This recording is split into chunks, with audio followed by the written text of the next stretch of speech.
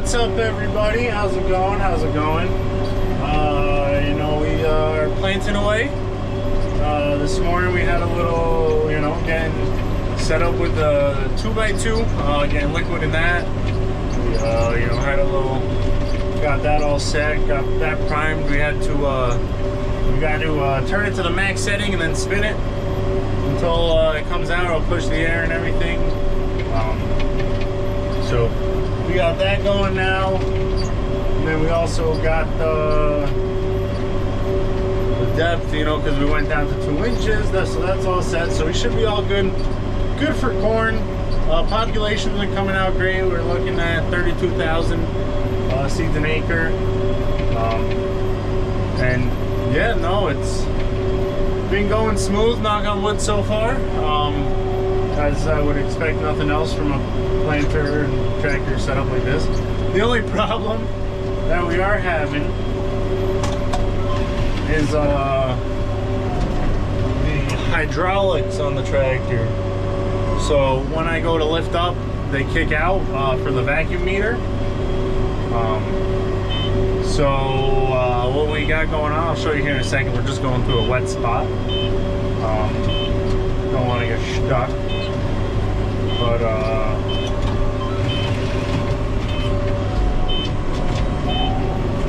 yes, this is what we got going on.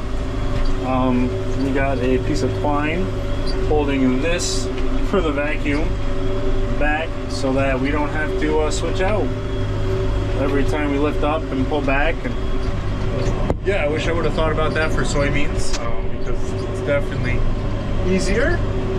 We did try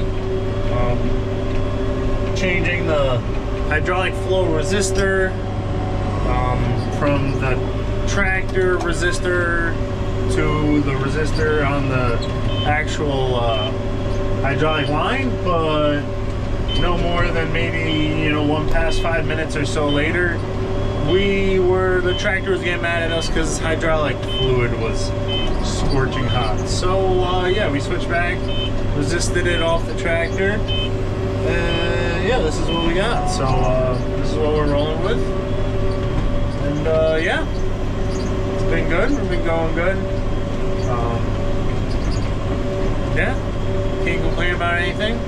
Nice sunset out here, if you you know, so I can't complain about that. Definitely beautiful. We are planting into a little bit of heavy residue, one may say. I'm actually picking the lighter residue to plant into right now, because that is well, it's not a rye field, or it is a rye field, but it was like a self-reseeded rye field. So it's definitely more heavy residue than this bit is. We did spray, not yesterday, the day before. I came through, burned it down with a glyphosate and Caprino mix, just to try to, you know, get that burned down. So I'm playing through the lighter stuff that I can. I'm waiting for some of the heavier stuff until it dies a little more, just so that when I drive over it and cut it, I'll kind of lay some of it down. You can see I'm kind of doing that here, but I'm not sure if this greener stuff will pop back up.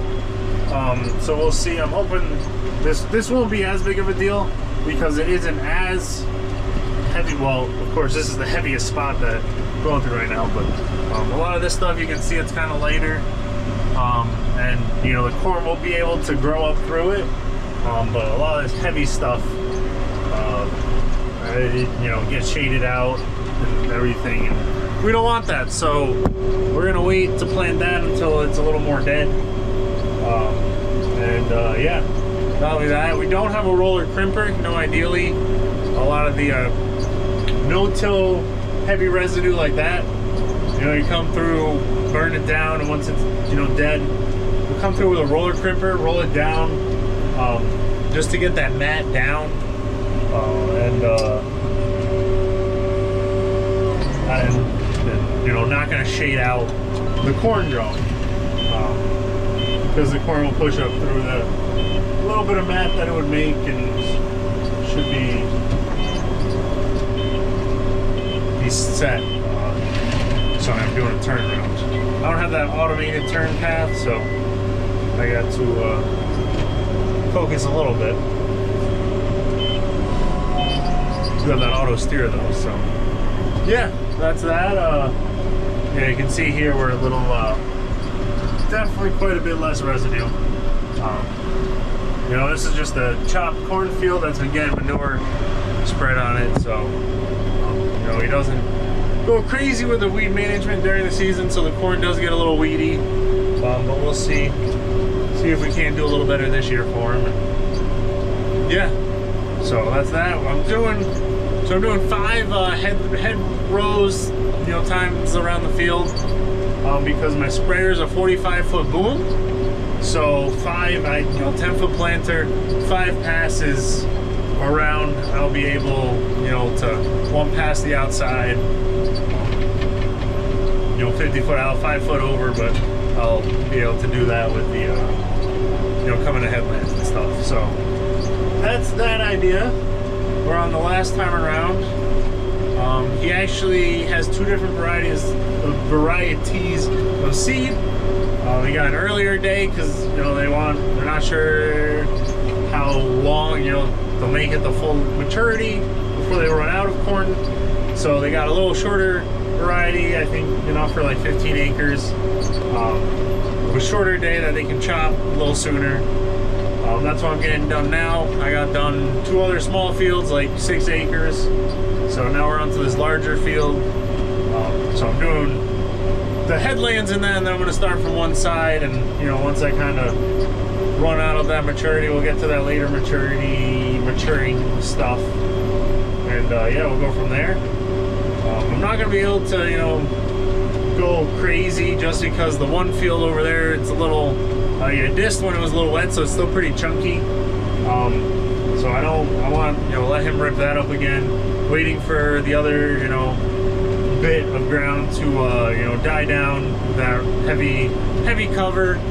And tomorrow they're actually cleaning out a lot of their heifer bed packs on that other field that we gotta plant. So, you know, fingers crossed they get that done. Yeah, it's supposed to be raining tomorrow, so I'm kind of gonna do these. I want to get this field done at least, so then we should have like 20-ish acres of the 70. So, you know, that would leave us 50 acres, which is still a good chunk. But there are 2 days this coming week that are looking dry. So hopefully it will dry it out. You know, I'm averaging 5.5 acres per hour because I am going pretty slow, just because we're no-tilling and it's getting it's a little hard to push in. We don't have like airbags to keep that row unit in the ground at that 2-inch depth. I kind of did a little test on some of this ground. We were better up, you know, on some of the higher ground where it's a little sandier, but this ground's a little heavier.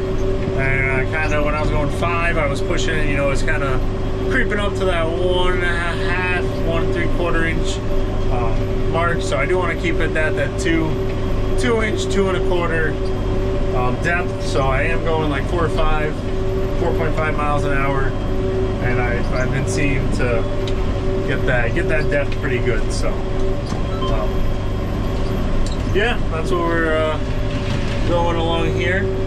Hannah's back at the farm working on getting the mulch hay down on the plastic in the barn. I'd offered her to come plant, you know, I'm getting these head rows done, and after that it's just, you know, straight back and forth and everything. So you know, I might talk her into coming to do this for a little bit, and then I can get some more round bale spread. This is, you know, fairly, I don't want to say easy, but the tractor kind of does it all, and just kind of monitoring everything else. You know, we're just, you know, if we make sure we got vacuum pressure and we're flowing with our liquid, and then it's just kind of keeping an eye. We do have one wet spot here we're kind of dodging. So besides that, it's pretty easy, pretty straightforward. And yeah, now that we got everything dialed in, we kind of know where our parameters are. We're chugging away. Hopefully gonna bang out this bit of ground and we'll go from there. So we'll catch back up with you.